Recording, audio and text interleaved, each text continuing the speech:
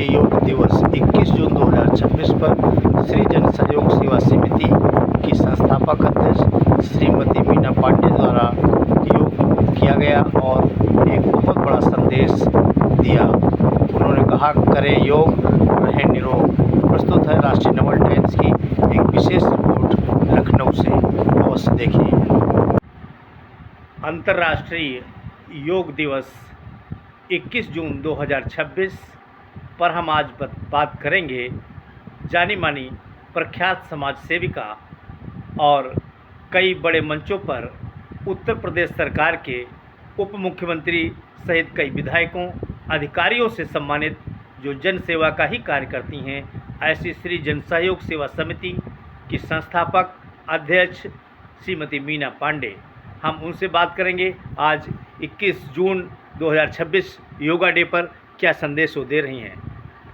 सबसे पहले नवल भाई, आपको और समस्त देशवासियों को, नगरवासियों को, क्षेत्रवासियों को अंतर्राष्ट्रीय योगा दिवस की बहुत बहुत बधाई हो, बहुत बहुत हार्दिक शुभकामनाएं हो। हमारा ये कहना है, योग दिवस तो आज है, लेकिन योग दिवस रोज़ मनाना चाहिए, क्योंकि ये हमारी सेहत से जुड़ा हुआ है, प्रकृति से जुड़ा हुआ है। 21 जून हम लोग इसलिए मनाते हैं क्योंकि हमारे जो माननीय प्रधानमंत्री नरेंद्र मोदी जी हैं, उनके अथक प्रयास से संयुक्त राष्ट्र सभा ने 21 जून को अंतर्राष्ट्रीय विश्व योगा दिवस के रूप में घोषित किया था। इसलिए हम लोग 21 जून को मनाते हैं और आज हम 2015 से इसको मनाते हुए आ रहे हैं, क्योंकि ये वैश्विक स्तर पर मनाया जाता है। और 21 जून का आध्यात्मिक महत्व भी है, क्योंकि जो सूर्य है उत्तरायण से दक्षिणायन की ओर जाता है, कर्क रेखा पर सीधी रेखाएं इसकी पड़ती हैं और आज का दिन बहुत लंबा होता है। कहते हैं लंबा दिन होता है, हमारी आयु भी दीर्घायु होती है। इसको ग्रीष्म मकर संक्रांति भी कहते हैं। और वैसे भी आध्यात्मिक रूप से जुड़ा हुआ है, क्योंकि हमारे जो आदि योगी हैं महाराज क्या कहते भगवान वो शिव भगवान, उन्होंने सप्त ऋषियों को योग का ज्ञान आज ही दिया था, जिससे हम जो हमारी आध्यात्मिक ज्ञान वर्धन और ये उच्च चेतना का प्रतीक है। उच्च चेतना का ये जो है ज्ञान वर्धन का प्रतीक है। इसलिए हमें 21 जून को तो ज़रूर मनाना चाहिए। और मेरी जनता से अपील है, माँ, बहन, बेटियों, बालकों और भाइयों से ये अपील है कि रोज़ योगा करें। जो योग करते हैं वो तो बहुत अच्छी बात है, आज के दिन तो अवश्य करें। और जो नहीं करते हैं वो संकल्प लें, अपने से कमिटमेंट करें, अपने से निश्चय करें, दृढ़ निश्चय कि हमको योगा करना है। क्योंकि आप देखते हैं आज का कोई भी डॉक्टर हो, आयुर्वेदिक हो, होम्योपैथिक हो, नेचुरोपैथिक हो, एलोपैथिक हो, सब अपने पर्चे में प्रिस्क्रिप्शन पे सबसे पहले एक्सरसाइज लिखते हैं, योगा लिखते हैं, प्राणायाम लिखते हैं, उसके बाद अपनी दवाई लिखते हैं। दवाइयों का असर होता है, लेकिन अगर हम लोग प्राणायाम और योगा करते हैं तो उससे जल्दी फ़ायदा होता है। और मेन दवाई धीरे धीरे करके दवाई छूट जाती है। जैसे आपका हर अंग की दवाई अलग है, पेट की अलग है, हाथ की, पैर की, यकृत की, पैंक्रियास की। उसी प्रकार से हमारे योगा में भी हर अंग का विस्तृत वर्णन किया गया है, किस अंग पर कौन सा योग का और योग किया काम करेगी, उसका विस्तृत वर्णन है। वैसे भी हमारे पतंजलि ऋषि हुए हैं, महर्षि, उन्होंने तो योग का आदिकाल से प्रचार किया था। लेकिन जो हमारे जगत गुरु योगाचार्य रामदेव जी हैं, जब से उन्होंने योग को विज्ञान से जोड़ा है, तब से ये योग हम लोगों के जीवन में ज़्यादा प्रवेश कर गया है। कोरोना काल में नवल जी हम लोगों ने देखा कि एक केवल योग मात्र ऐसी चीज़ थी और आयुर्वेदिक दवाइयाँ थी, आयुर्वेदिक पौधे थे, जिनकी वजह से हम लोग बचे। नहीं तो कोरोना काल में कितने ही लोग मरे। जो लोग अस्पताल गए बहुत मुश्किल से लौट के आए हैं, और जिन लोगों ने घर में योगा और आयुर्वेदिक उत्पाद लेने शुरू किए वो बच गए। तो इसलिए योगा बहुत ज़रूरी है। मेरा महिलाओं से तो विशेष रूप से अनुरोध है कि योगा जरूर करें, क्योंकि हम लोगों को देखिए बचपन में होता है खेलकूद में, पढ़ाई में निकल गया, उस तरह योगा से कोई मतलब नहीं रहता है। बड़े हुए माता पिता की, भाइयों की सेवा में निकल गया, उसके बाद शादी हो गई, अपने सास ससुर की सेवा में, बच्चों की परवरिश में, जो विटामिन डी का लेने का समय होता है तो उस समय हम लोग घर में काम करते होते हैं, बच्चों का टिफिन, पति का टिफिन, बुजुर्गों की सेवा और उनको खाना पीना देना होता है, तो हम लोगों के पास समय नहीं रहता है। तो मैं महिलाओं से विशेष तरीके रूप से अपील करना चाहती हूँ कि अपने लिए समय निकालें, जिसको मी टाइम बोलते हैं, और अपने लिए निकाल कर अपने लिए टहलना है, योगा है, एक्सरसाइज ज़रूर करें, क्योंकि अगर हम लोग स्वस्थ रहेंगे तो पूरा परिवार स्वस्थ रहेगा, हमारा तन मन स्वस्थ रहेगा तो हम खाना भी मन से बनाएंगे, और वो जब मन से बनाया हुआ खाना परिवार में जाता है तो उनका भी मन स्वस्थ होता है। हमारा जब बच्चे स्वस्थ होंगे, राष्ट्र स्वस्थ होगा, भविष्य उनका स्वस्थ होगा। और देखिए जब योगा से आध्यात्मिक भावना का जागृत होती है तो अब अपराध, व्यभिचार और दुराचार और भ्रष्टाचार ये सब बंद हो जाएंगे, तो देश स्वतः ही आध्यात्म में वातावरण में बन जाएगा और देश का भविष्य, राष्ट्र हमारा मजबूत होगा। यही हमारी अपील है महिलाओं से, और हम यही कहेंगे कि रोज़ योगा करें, रोज़ एक्सरसाइज करें। तो आप मानती हैं कि योग करने से मनुष्य स्वस्थ रह सकता है? बिल्कुल, योग करने से देखिए हम ही हैं, हमने एक पैर का घुटने का ऑपरेशन कराया था, दूसरे का हमारा डॉक्टर ने बोला था करेंगे।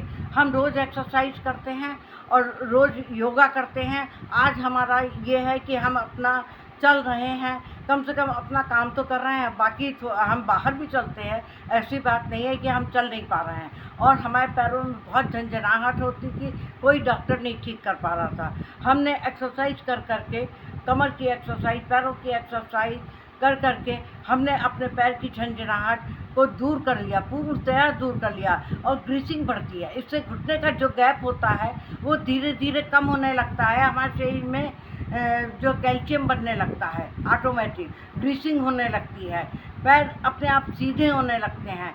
जहाँ विटामिन डी की कमी होती है वो विटामिन डी की भी कमी पूरी होती है। हर तरीके से हमारा जो है पूर्ण रूप से हम स्वस्थ हो रहे हैं। और ये अनुभूत हमने जो कुछ वीडियो हम अपने आगे चैनल पे भी डालेंगे, अपने फेसबुक और स्टेटस में भी लगाएंगे, जो कि अनुभूत हैं हमारे, जिनको कि करके हमने अपनी सर्वाइकल प्रॉब्लम, कमर की प्रॉब्लम, पैरों की प्रॉब्लम को दूर किया है। अच्छा, योगा से हमारा पोस्चर ठीक होता है, हमारा बदन लचीला होता है, फ्लेक्सिबिलिटी आती है, और हमारा जो है मांसपेशियाँ मजबूत होती हैं, मसल्स मजबूत होती है, हड्डियाँ मजबूत होती हैं। इसलिए योगा बहुत ज़रूरी है, सबको योगा करना चाहिए, बच्चों से लेकर बड़ों तक को योगा करना चाहिए। और देखिए फिर तो कोई ना कोई बहाना मिलता ही है कि हम लोगों को मृत्यु का, लेकिन जब तक रहें तब तक स्वस्थ रहें, मस्त रहें और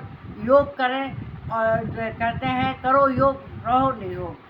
योग नियमित योग से एक हमारा कदम जो है स्वस्थ के स्वास्थ्य की ओर बढ़ता है। तो योग करें और ये हमारे प्रधानमंत्री नरेंद्र मोदी जी की मुहिम को आगे बढ़ाएं। आप देख रहे थे श्री जन सहयोग सेवा समिति की अध्यक्ष संस्थापक श्रीमती मीना पांडे ने आज बहुत बड़ा संदेश दिया है। उन्होंने बताया किस तरीके से करें योग और रहें निरोग। ये स्वास्थ्यवर्धक है, इससे मांसपेशियाँ ढीली होती हैं और लचीला बदन बनता है, जिससे वो लंबी दीर्घायु पाई जा सकती है। आप देख रहे हैं राष्ट्रीय नवल टाइम्स की एक विशेष रिपोर्ट लखनऊ से, अवश्य देखें। श्री राम। जय श्री राम। आजकल बहुत लोग जो हैं सर्वाइकल पेन से पीड़ित हैं, चाहे वो युवा हो, बच्चे हों, क्योंकि गलत पोस्चर रहता है। मोबाइल देखते हैं, स्कूल का होमवर्क करते हैं और पता चलता है उनके कंधे ऐसे झुके रहते हैं, तो उसमें क्या होता है, रीढ़ की हड्डी पे, नसों पे दबाव पड़ता है और कंधे की नसों पे दबाव पड़ता है। तो इसके लिए सिंपल योगा है कि आप सीधे बैठ जाएं और पहले पोस्चर ठीक करें, फिर आगे हाथ ले जाकर ऐसे से 20 बार ऐसे, 20 बार ऐसे, और फिर सीधे हाथ लाएं इस तरीके से, आगे हाथ लाएं,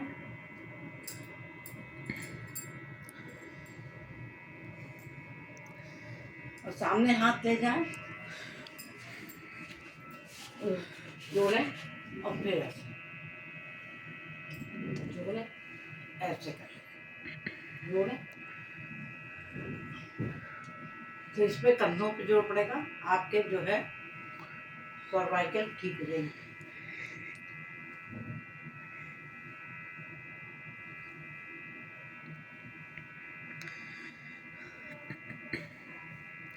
इसको हर दिन करना है? इसको हर दिन करना है, आपको रोज करेंगे तो धीरे धीरे पेन किलर आपका छूट जाएगा, आपकी रीढ़ की हड्डी, कंधे स्वतः ही ठीक हो जाएंगे।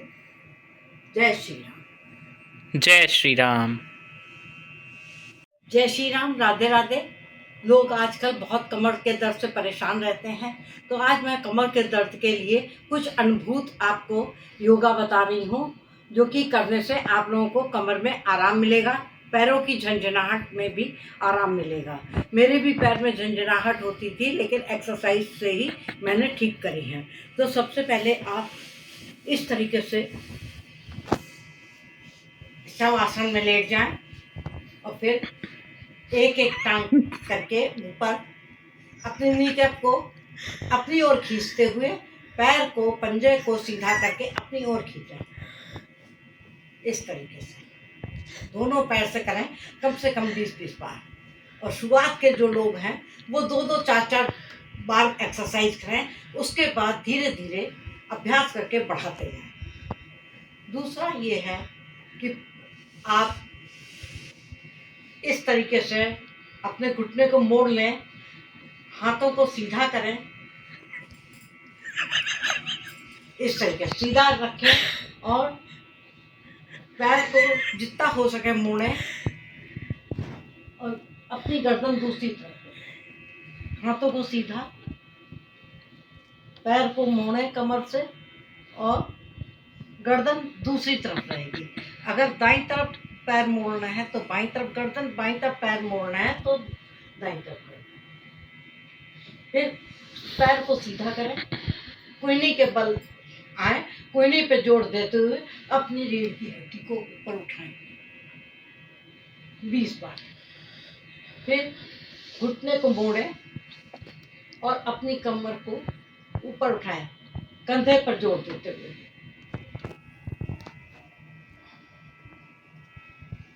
फिर आप पीछे पलटें, पेट के बल लेटें,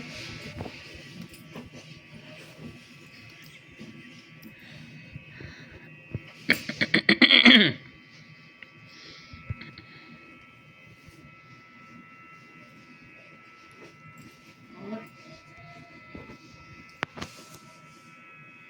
एक एक टांग को ऊपर उठाएं।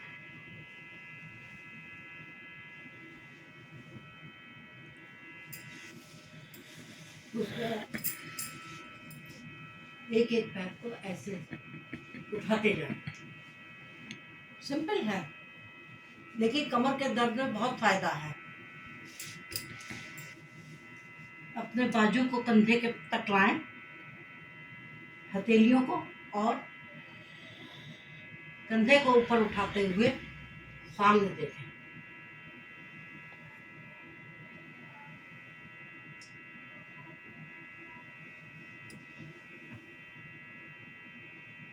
हर क्रिया को कम से कम 20-20 बार करें, और या जितनी ताकत हो उतना करें। अपनी सामर्थ्य के अनुसार कम या ज़्यादा कर सकते हैं। धन्यवाद। इतना ही कर लेंगे तो आपके लिए पर्याप्त होगा। जय श्री राम। जय श्री राम।